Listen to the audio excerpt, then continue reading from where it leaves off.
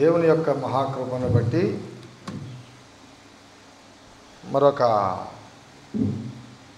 అవకాశం పరిశుద్ధాత్మ దేవుడు మనందరికీ కలగజేశాడు. దేవుని యొక్క ఉన్నతమైనటువంటి కృప, ఆయన సన్నిధి, ఆయన వాత్సల్యము మనందరము అనుభవిస్తూ ఆయన సన్నిధిలో ఇట్టి రీతిగా స్తుతించడానికి చూపిన కృపకై స్తోత్రాలు చెల్లిస్తూ ఉన్నాను. ఇంతవరకు పరిశుద్ధాత్మ దేవుని స్పర్శ, పరిశుద్ధాత్మ దేవుని యొక్క నడిపింపు, ఆయన యొక్క ఆత్మ మనందరి మధ్య ఉండడానికి కృప చూపించారు. దేవుని యొక్క కృప, ఆయన యొక్క విశిష్టత చాలా ప్రాముఖ్యమై ఉంది. ఈ లోకంలో మనుషులందరి మీద ఆయన కృప బహువిస్తారముగా ఉంది. ఆయన కృప లేకపోతే, దేవుని కటాక్షము లేకపోతే, దేవుని కరుణ, దేవుని దయ లేకపోతే ఈ భూమి మీద మనుష్యులెవ్వరూ కూడా జీవించలేరు. మనుష్యులెవ్వరూ కూడా జీవించలేరు. ఎందుకనంటే పుట్టినది మొదలుకొని దేవుని వాక్యంలో సెలవిస్తుంది, పరిశుద్ధ గ్రంథంలో సెలవిస్తుంది. అదేంటనంటే, నీవు తల్లి గర్భములో రూపింపబడక మునుపే నేను నిన్ను ఎరిగి ఉన్నాను అని పరిశుద్ధ గ్రంథంలో వ్రాయబడింది. ఇర్మియా భక్తుడు అంటాడు, దావీదు భక్తుడు అంటాడు, నేను నా తల్లి గర్భమునందు రూపింపబడక మునుపే నీ కనులు నన్ను చూచి ఉన్నవి. అంటే దేవుని కనుచూపు మానవుడు తల్లి గర్భములో రూపింపబడక మునుపే మనపైన ఆయన కనుచూపు పడింది. ఆయన కనుచూపులో మనం ఉన్నాం. ఆయన కరుణ కటాక్షము మీద మనము పిండముగా ఏర్పడినది మొదలుకొని ఆయుష్కాలమంతయు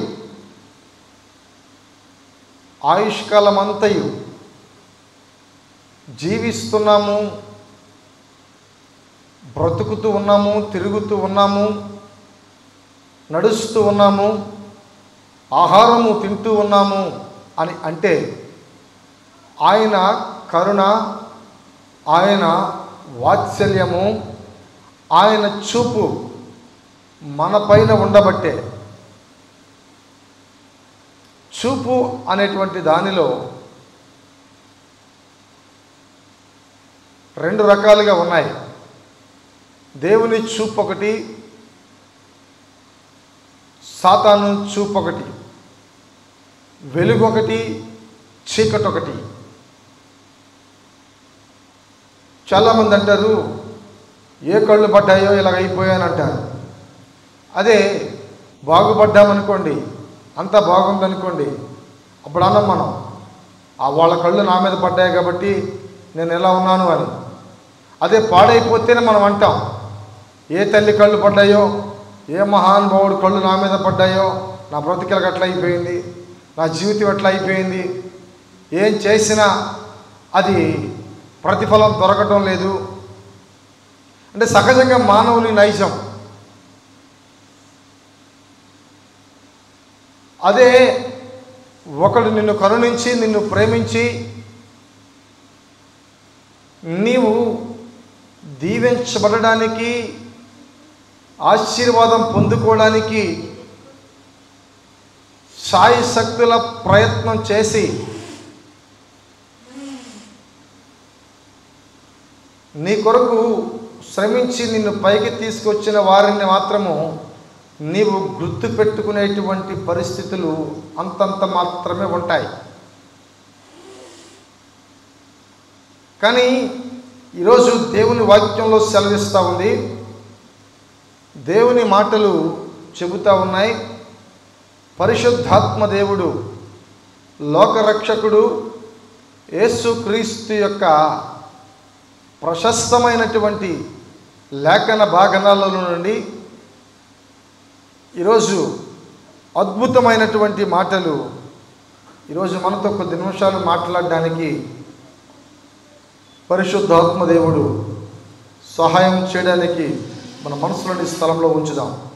ప్రియులారా, మీ దగ్గర ఎవరైనా దగ్గరైనా బైబిల్ పరిశుద్ధ గ్రంథాలు ఉంటే, ఒకసారి చదివే అలవాటు ఉంటే, ఈ మాటలు తెలుసుకోవాలని ఆలోచన నీలో ఉంటే, యంత్రం ద్వారా వింటున్న ప్రియ సహోదరుడా, ప్రియ సహోదరి, పరిశుద్ధ గ్రంథంలో నుండి నిర్గమకాండము 11వ అధ్యాయము 3వ వాక్యంలో ఈ విధంగా వ్రాయబడిందండి.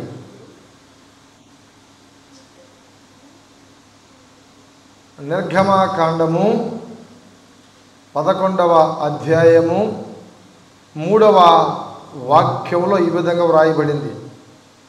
యెహోవా ప్రజల ఎడల ఐగుప్తీయులకు కటాక్షము కలుగజేసెను. అదిగాక ఐగుప్తి దేశములో మోషే అను మనుషుడు ఫరో సేవకుల దృష్టికిని ప్రజల దృష్టికిని మిక్కిలి గొప్పవాడాయేను. ప్రియులారా, మనం చదివిన లేఖన భాగనాల్లో ఇద్దరు వ్యక్తులు మనకు ఒక ముగ్గురు వ్యక్తులు కనబడుతూ ఉన్నారు. ఒకటి యెహోవా ప్రజల ఎడల. యెహోవా అనగా మనకు తెలిసిందే సృష్టికర్త అయిన దేవుడు. ఈ ప్రజలు ఎవరు? ఈ ప్రజలు ఎవరు? ఆయన చూపుతున్నటువంటి ప్రజలు ఎవరు అనేటువంటి ఆలోచన మనకు కలగాలి. ఈ యొక్క సందర్భంలో మనం వివరించుకోగలిగితే ఈ ప్రజలు ఎవరు అని అంటే దేవునిని ఎరిగిన ప్రజలు. దేవునిని ఎరిగిన ప్రజలు ఒకనాడు ఐగుప్తు దేశపు ప్రజలతోటి ఐగుప్తు దేశపు ప్రజలు ఈ దేవునిని గుర్తెరిగిన ప్రజలందరినీ బంధించబడి ఎవరు ఎట్లా అయ్యారు అనేటువంటి దానికి ఇదే నిర్గమకాండంలో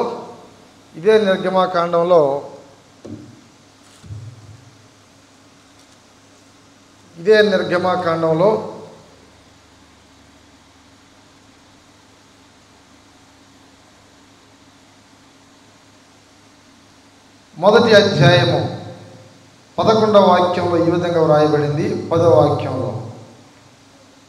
వారు విస్తరింపకుండునట్లు మనము వారి ఎడల యుక్తిగా జరిగించుదుము రండి.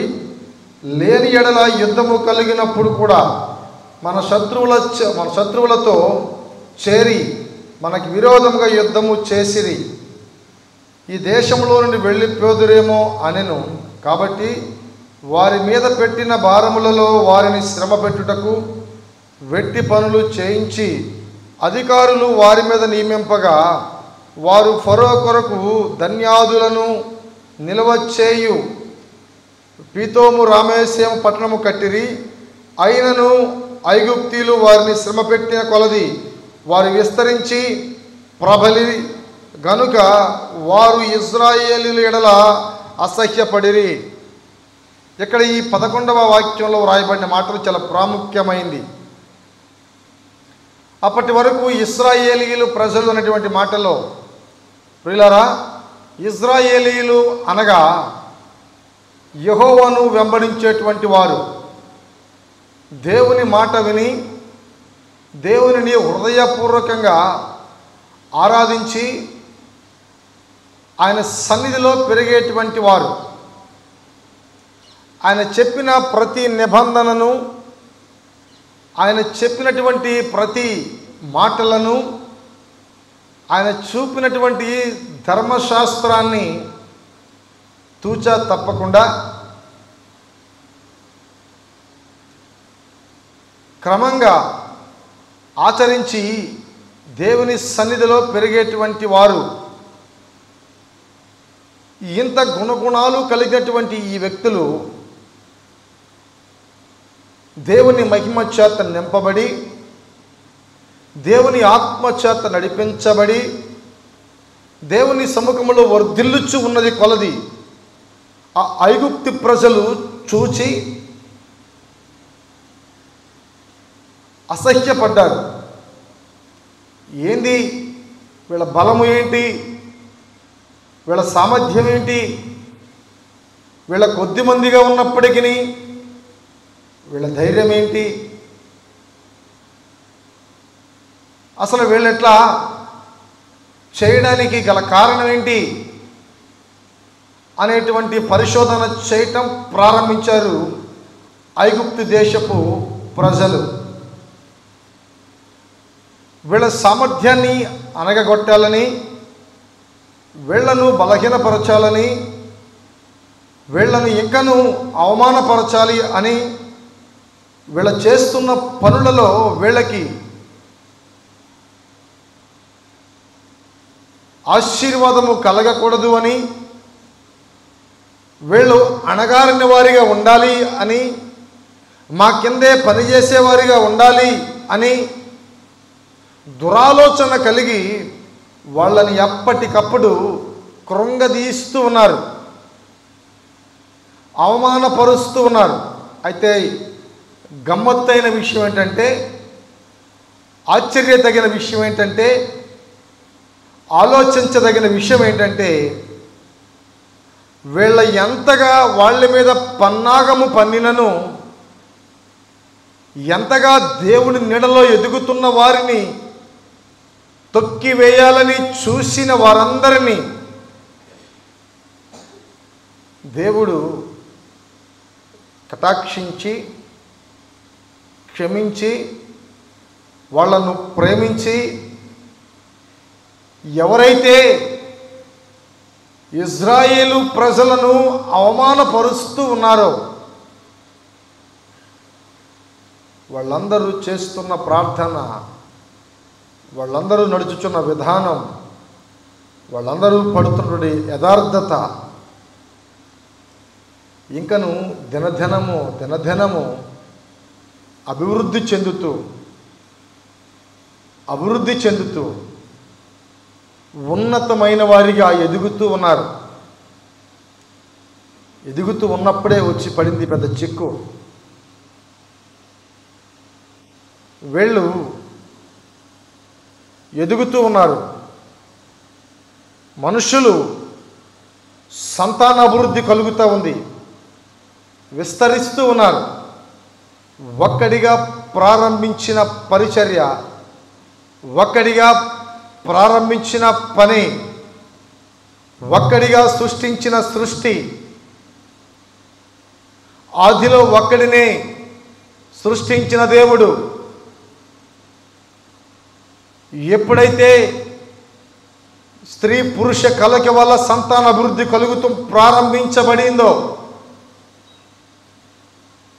అట్లా అభివృద్ధి చెందుతూ ఆశీర్వదించబడుతూ భూమి నిండించబడుతున్నప్పుడు ఐగుప్తు ప్రజలందరికీ దేవుని ఎరిగిన ప్రజల మీద అసూయ కలిగింది. అప్పుడు వాళ్ళు ఒక దురాలోచన కలిగింది. ఏంటంటే, వీళ్ళని మనం ఎంత శ్రమ పెట్టినను, ఎంత కృంగదీసినను, వీళ్ళ జనము ప్రబలుగుతున్నారు, ఎక్కువ అవుతున్నారు. అక్కడ వ్రాయబడిన మాటలు మరలా చదువుతున్నాను, జాగ్రత్తగా వినండి. 12వ వాక్యంలో, అయినను ఐగుప్తీయులు వారిని శ్రమపెట్టిన కొలది వారు విస్తరించి ప్రబలిరి.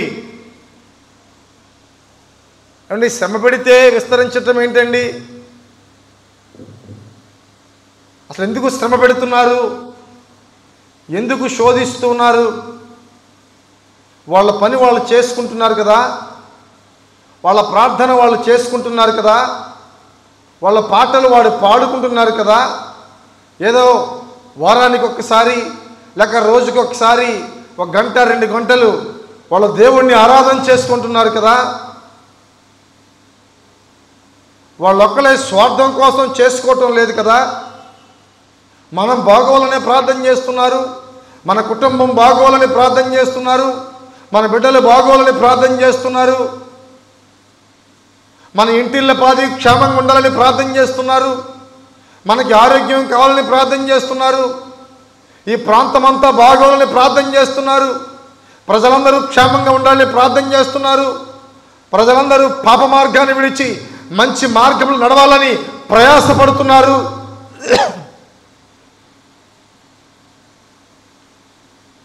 ఇంకపోతే మేమందరము కూడా మంచి మార్గంలో పరిశుద్ధులుగా ఉండాలి, భార్యాభర్తలు మంచి ఆనందంగా ఉండాలి, పిల్లలు సంతోషంగా ఉండాలి, ఉద్యోగాలు చేసుకోవాలి, వ్యాపారంలో అభివృద్ధి చెందాలి అని నిత్యం వాళ్ళు ప్రయాసపడుతూ ప్రార్థన చేస్తూ ఉన్నారు కదా. వాళ్ళు ఏం చేస్తున్నారని వాళ్ళను శ్రమ పెడుతున్నారు, వాళ్ళని ఏం చేస్తున్నారని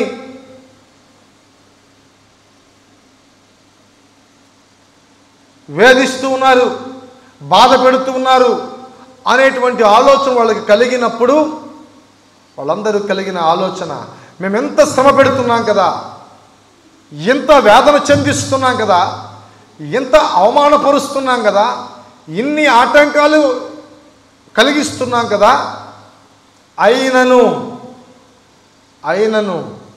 వాళ్ళింకా ప్రబలిపోతున్నారు, ఎక్కువవుతున్నారు, జనములు పెరుగుతూ ఉన్నారు. దానికి కారణం ఏంటో తెలుసా?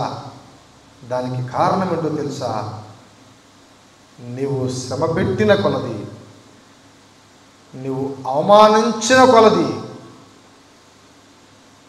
నీవు బాధ పెట్టిన కొలది ఇజ్రాయేలు ప్రజలు వృద్ధి చెందుతూ ఉన్నారు, దీవించబడుతూ ఉన్నారు, ఆశీర్వదించబడుతూ ఉన్నారు. అంటే కారణం ఏంటో తెలుసా?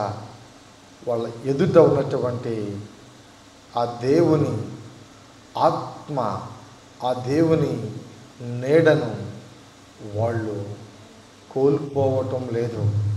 దేవుని నీడలో వాళ్ళు నివసిస్తూ ఉన్నారు, దేవుని నీడలో వారి జీవితాన్ని కొనసాగిస్తూ ఉన్నారు.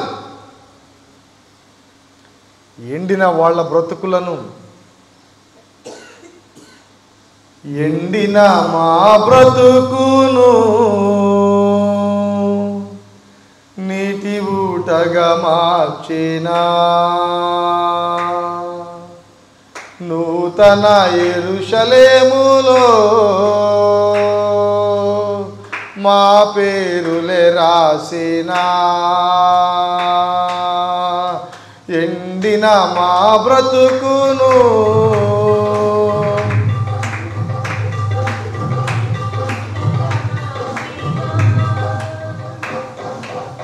నూతన యెరూషలేములో మా పేరులే రాసినా,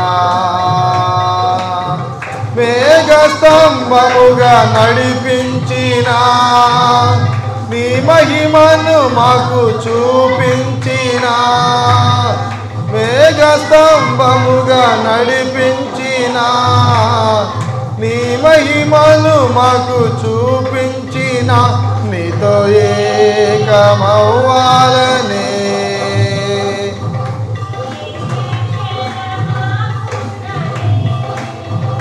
నీతో ఏకమవ్వాలనే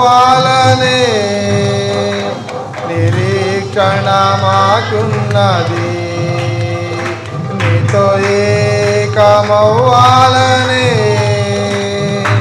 నిరీక్షణ మాకున్నది. నీతో ఏకమవ్వాలని నిరీక్షణ వాళ్ళకు ఉంది కాబట్టి, నీతో ఆయనతో గడిపేటువంటి అనుభవాన్ని వాళ్ళు పొందుకున్నారు కాబట్టి, శ్రమ అయినా, నింద అయినా, వేదన అయినా, అక్కడ వ్రాయబడిన మాటల ఐగుప్తీయులు వారిని శ్రమ పెట్టిన కొలది నీ జీవితాల్లో ఎదురవుతున్నటువంటి పరిస్థితులు, నీ బ్రతుకుల్లో ఎదురవుతున్నటువంటి అవమానకరమైనటువంటి పరిస్థితులు, నీకు అడ్డుగా వస్తున్నటువంటి ప్రతికూలమైన పరిస్థితులు నీ జీవితంలో తొలగిపోవాలి, నీ జీవితంలో నీ దరిదాపులకు రాకుండా ఉండాలి అనేటువంటి ఆలోచన నీకు కలిగి ఉంటే, ఇదిగో ఇజ్రాయేలు ప్రజలందరూ వాళ్ళకి కలిగిన నిరీక్షణ, వాళ్ళకి కలిగిన విశ్వాసము, వాళ్ళకు కలిగినటువంటి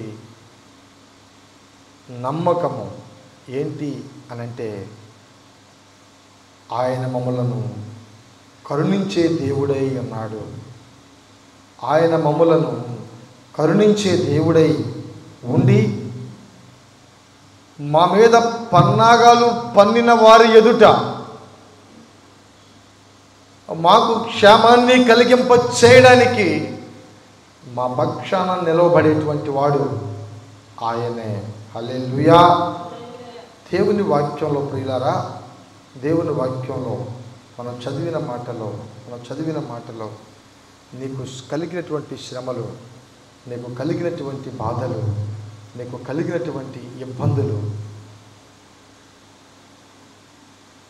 సమసిపోవాలి, తొలగిపోవాలి అని నీకు ఆలోచన కలిగి ఉంటే, ఈ మాటలు చెప్తున్నా నీతో ప్రభు చెబుతున్నాడు. 11వ అధ్యాయము 3వ వాక్యంలో, యెహోవా ప్రజల ఎడల ఐగుప్తీయులకు కటాక్షము కలుగజేశాను. యెహోవా ప్రజల ఎడల, ఎవరికేనంటే ఎంతమంది అయితే శ్రమ పెట్టారో, ఎంతగా వాళ్ళను అవమానపరిచి వాళ్ళతో ఒక పని కాదండి, ఒక విధంగా శ్రమ పెట్టడం కాదండి, నరక యాతన పెట్టారండి వాళ్ళని. ఇశ్రాయేలు ప్రజలను నరక యాతన పెట్టారు. ఐగుప్తు దేశంలో బానిసలుగా వాళ్ళందరూ పట్టబడినప్పుడు, బంధించబడినప్పుడు, వాళ్ళు ఏ విధంగా బంధించబడ్డారో తెలుసండి, వాళ్ళు ఏ విధంగా శ్రమ పెట్టారో తెలుసండి, ఎంత భయంకరంగా శ్రమ పెట్టారో తెలుసండి. పశువులతో చేయించాల్సిన పని మనుషులతో చేయించడానికి వాళ్ళు వెనుకడుగు వేయలేదండి. ఒక్క పని, ఇటకలు చేసేటువంటి పని, బంకమట్టి తొక్కేటువంటి వారిగా, బంకమట్టిని పిసికేటువంటి వారిగా వాళ్ళు చేయలేకపోతే వాళ్ళ వెనక ఉండి కొరడాలతో శిక్షించి, కొరడాలతో కొట్టి, కర్రలతో కొట్టి చాలా చాలా ఇబ్బందులు చేసి, బాధలు పెట్టి కఠినమైన పనులు చేయించేవారు.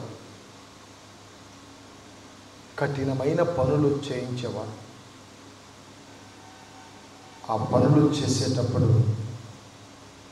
వాళ్ళు పడిన బాధ అప్పటికి కూడా వాళ్ళు దేవునిని విడిచిపెట్టలేదు, దేవునిని మరచిపోలేదు. ఎందుకు ఈ శ్రమ కలిగింది, ఎందుకు ఈ వేదన కలిగింది, ఎందుకు నాకు ఈ బాధ అని దేవునిని విడిచిపెట్టలేదు. కష్టం కలుగుతున్నప్పుడు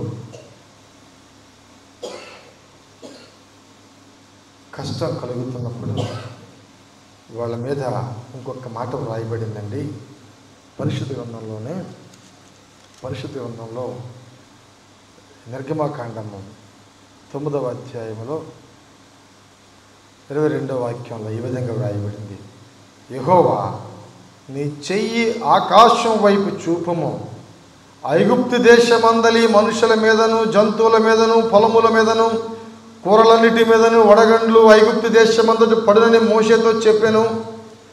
మోషే తన కర్రను ఆకాశం వైపు ఎత్తినప్పుడు యెహోవా ఉరుములను వడగండ్లను కలగజేయగా పిడుగులు భూమి మీద పడుచుండెను. యెహోవా ఐగుప్తు దేశము మీద వడగండ్లు కురిపించెను. దేవుని ప్రజలారా, ఈ మాటలు వింటున్న దైవ జనాంగమా, దేవుని మనుషులను బంధించబడి దేవుని మనుషులను బాధ పెడుతూ దేవుని పరిచర్యకు ఆటంకము కలిగిస్తూ దేవుని మాటలు వినడానికి ఆటంకము కలిగిస్తూ చీకటి పనులు చేస్తూ సాతాను యుక్తులకు ప్రయత్నం చేస్తూ ఈ మాటలు వినకుండా ఆటంకము కలుగుతున్న నీ వైపు దేవుని ఉగ్రత తిరగకుండా, దేవుని కోపము నీ పైన రాకుండా నువ్వు జాగ్రత్త పడాలి. దేవుని మాటను వ్యతిరేకిస్తే, దేవుని సేవకుని మాటను వ్యతిరేకిస్తే, దేవుని సేవకుని చిన్న చూపు చూస్తే దేవాతి దేవుడు తన దేవుని సేవకులలో నుండి ఆయన మాట్లాడి ఆ భూమిని, ఆ నేలను ఎవరైతే దేవుని మనుషులను హేళన చేస్తారో, ఎవరైతే దేవుని మాటలను వక్రీకరిస్తారో, ఎవరైతే దేవుని మాటలను దూషిస్తారో వాళ్ళందరి మీద ఆయన కోపము, ఆయన ఉగ్రత ఒక ప్రచండ వర్షము వలె కురిపిస్తాడు అనేటువంటి మాటను గ్రంథంలో చదువుతూ ఉన్నాం. ప్రియులారా, ఈ సృష్టికర్త, లోకరక్షకుడు, పాప విముక్తుడు, మరణము గెలిచిన మృత్యుంజయుడు, పునరుద్ధానుడైన యేసుక్రీస్తు ప్రభు చెబుతున్న మాట, ఐగుప్తు దేశంలో ఇశ్రాయేలు ప్రజలను వారిని శ్రమ పెట్టిన కొలది, వారిని బాధింపబడిన కొలది, వారిని బంధించిన కొలది, వారిని కష్టపెట్టిన కొలది, వారిని అవమానించిన కొలది, వారిని నిందించిన కొలది, వారిని శోధించిన కొలది, వారి మీద కుట్రలు పన్నిన కొలది ఆ మాటలన్నీ వారికి దీవెనకరంగా మారాయి, ఆశీర్వాదకరంగా మారాయి. ఈ రోజున నీ మీద అట్టి రీతిగా ఎవరైనా ఏవైనా చెడ్డ మాటలు, ఏవైనా నిందలు, ఏవైనా బాధలు నిన్ను వరించినప్పుడు, నేను నీతో మాట్లాడినప్పుడు నా యేసు వైపు చూస్తే, నా యేసు వైపు చూసి మనసారా యేసయ్యా, యేసయ్యా, ఇదిగో ఆ మనుషుల మాటలు నన్ను బాధిస్తూ ఉన్నాయి, ఆ మనుషుని మాటలు నన్ను బాధిస్తూ ఉన్నాయి, అవమానపరుస్తూ ఉన్నాయి అనేటువంటి ఆలోచన నీలో ఉంటే నా ప్రభువుతో చెప్పగలిగితే, నా ప్రభువు నీ మీద పలికేటువంటి ప్రతి మాటలు, ప్రతి నిందలు, అవమానాలు శ్రేష్టమైనవిగా మార్చి, ఆశీర్వాదకరంగా మార్చి, నిన్ను ధైర్యపరచి నీ ప్రక్కన నిలవబడి నీకు కావలసిన ధైర్యాన్ని ఇచ్చి, నీకు కావలసిన ధన సమృద్ధిని ప్రభు ఆకాశ వాకిళ్లను విప్పి పరలోకము నుండి నిన్ను దీవించడానికి, నీ ప్రక్కన నిలబడడానికి సాక్షాత్తు మనుష్య కుమారుడిగా ఈ లోకానికి వచ్చారు యేసయ్య. చప్పట్లు కొడుతూ ప్రభువుని కనపరచండి. హల్లెలూయా, హల్లెలూయా, హల్లెలూయా. ఆయన నీ పక్షాన ఉన్నాడు, ఆయన నీకు తోడుగా ఉన్నాడు. మనుషులందరూ నిన్ను విడిచిపెట్టిన, బంధువుల్ని అవమానించిన, స్నేహితులు దూషించిన నువ్వు దిగులు పడాల్సిన పని లేదు, భయపడాల్సిన అవసరం అంతకంటే లేదు. ఎందుకంటే నీవు నమ్మిన నీ ప్రక్కన నిలవబడిన వాడు బలమైన దేవుడు, సృష్టికర్త అయిన దేవుడు, లోక పాలకుడైన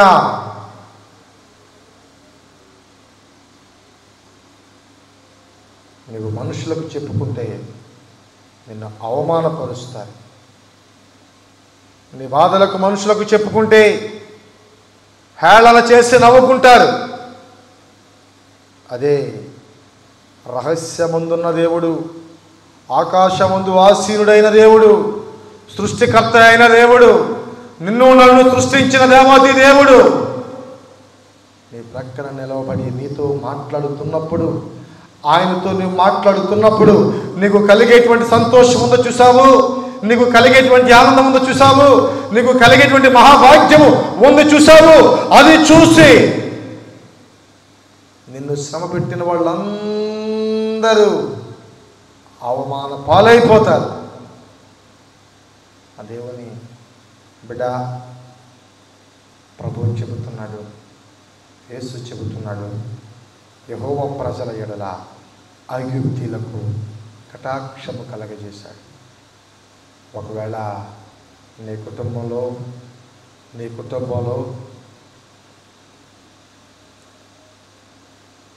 సమాధానం లేకుండా ప్రేమ అనేటువంటిది కరువైపోయి నీకున్న సమస్యలు మనశ్శాంతి లేకుండా చేస్తూ ఉంటే, నీ బంధువుల మధ్య, నీ కుటుంబీకులలో, నీ సహచరుల మధ్య, నీ నైబర్స్ మధ్య, నీ కుటుంబీకుల మధ్య, నీవున్న ప్రాంతంలో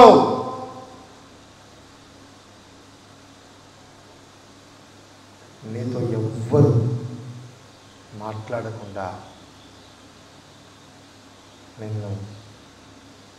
నిన్ను చులకనగా చూస్తూ ఉంటే, ఇదిగో ప్రభు వాక్యం సెలవిస్తూ ఉంది, యెహోవా ప్రజల ఎడల ఐగుప్తీయులకు కటాక్షము కలగజేశాడు.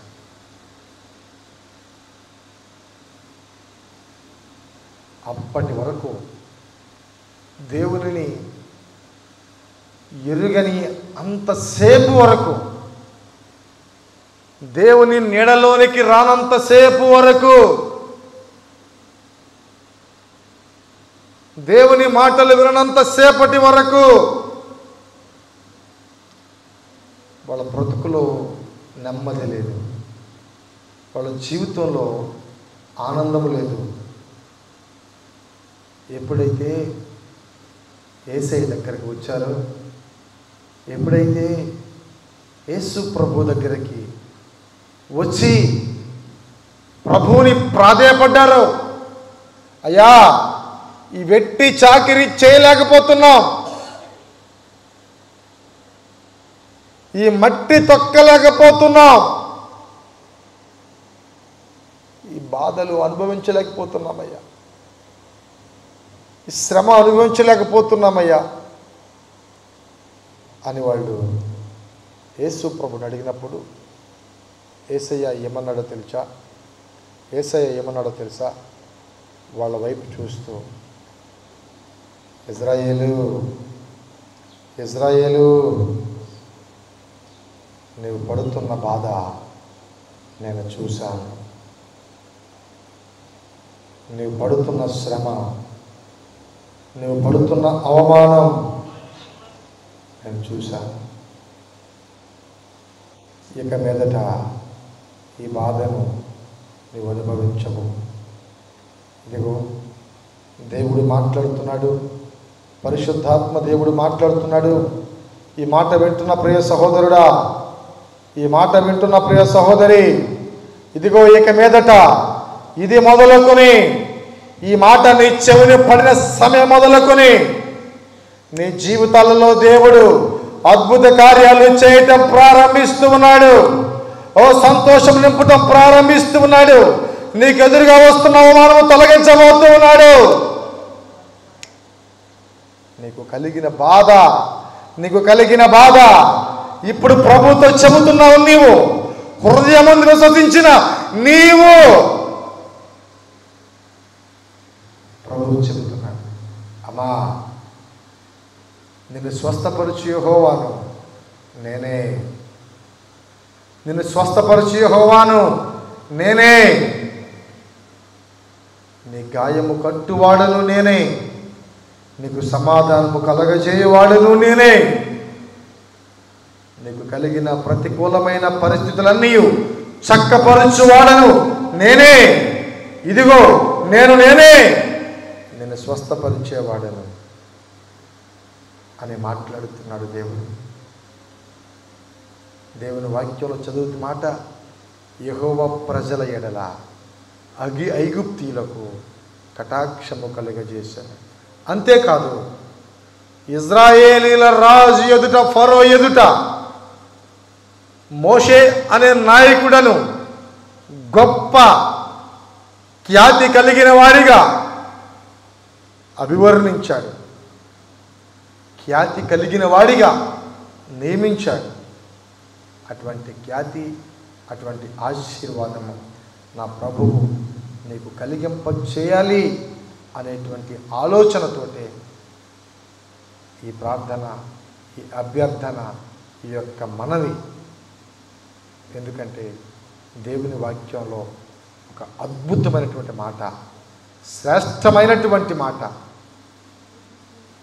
ఒక మాట ఉంది. ఆ మాటను మీకు చెబుతాను, జాగ్రత్తగా వినండి. లూకా సువార్త 3వ అధ్యాయము 13-16 వాక్యంలో ఈ విధంగా వ్రాయబడింది. దేవుడు లోకమును ఎంతో ప్రేమించెను కాగా ఆయన తన అద్వితీయ కుమారుని యందు విశ్వాసముంచిన ప్రతివాడును నశింపక నిత్య జీవము పొందునట్లు ఆయనను అనుగ్రహించెను. హల్లెలూయా. ప్రియులారా, ఈ మాటను బట్టే మీ అందరి కొరకు నా ప్రయాస, మీ అందరి కొరకు ఈ మాటలు, మీ అందరి కొరకు ఈ నా ప్రార్థన. దేవుడు లోకమును ఎంతో ప్రేమించాడు. ఆయన ప్రేమ స్వరూపి అయి ఉన్నాడు, ఆయన కరుణా వాత్సల్యుడై ఉన్నాడు, ఆయన దయ చూపేవాడై ఉన్నాడు, ఆయన కృప కలిగిన వాడై ఉన్నాడు. కనుకనే నిన్ను నన్ను ప్రేమిస్తున్నాడు. నీవు ఆయనను ప్రేమించినా ప్రేమించకపోయినా, ఆయన దగ్గరకు నీవు వచ్చినా నీవు రాకపోయినా, ఆయన కనుచూపు మాత్రము నీపైనే ఉంది. నీ వైపే ఆయన చూస్తూ ఉన్నాడు. నువ్వు జారిపోకుండా, పడిపోకుండా నిన్ను కాల్చి కాపాడడానికి పరిశుద్ధాత్మ దేవుడు మాట్లాడుతున్న మాట. లోకముని ఎంతో ప్రేమించాడు కాగా తన అద్వితీయ కుమారుని యందు, అద్వితీయ కుమారుడు అనగా యేసుక్రీస్తు ప్రభువునందు విశ్వాసముంచు ప్రతివాడును, నమ్మికయించు ప్రతివాడును నశించిపోకూడదు అనేటువంటి ముఖ్యమైనటువంటి కాన్సెప్ట్ అయినది. నశించిపోకూడదు, ఎవరు శ్రమల పాలవ్వకూడదు, ఎవరు నిందల పాలవ్వకూడదు, అవమాన పాలు కాకూడదు అనుకున్నాడు. కాబట్టే ఐగుప్తు దేశంలో ఇజ్రాయేలు ప్రజలందరూ శ్రమలు అనుభవిస్తున్నప్పుడు వారు చేస్తున్న ప్రార్థన విని, ప్రభువా మమ్మలను కరుణించవా ప్రభువా అని వాళ్ళందరూ ఎలుగెత్తి ప్రార్థించినప్పుడు, మొర్రపెట్టినప్పుడు, ప్రార్థన చేసినప్పుడు, దేవుని సన్నిధిలో ప్రలాపించినప్పుడు దేవుడు కరుణామయుడు కనుక, దయ చూపేవాడు కనుక వాళ్ళందరి మాటలకు కరుణించి కరిగిపోయి వాళ్ళ మధ్యకి దిగి వచ్చిన దేవాది దేవుడు ఆయన.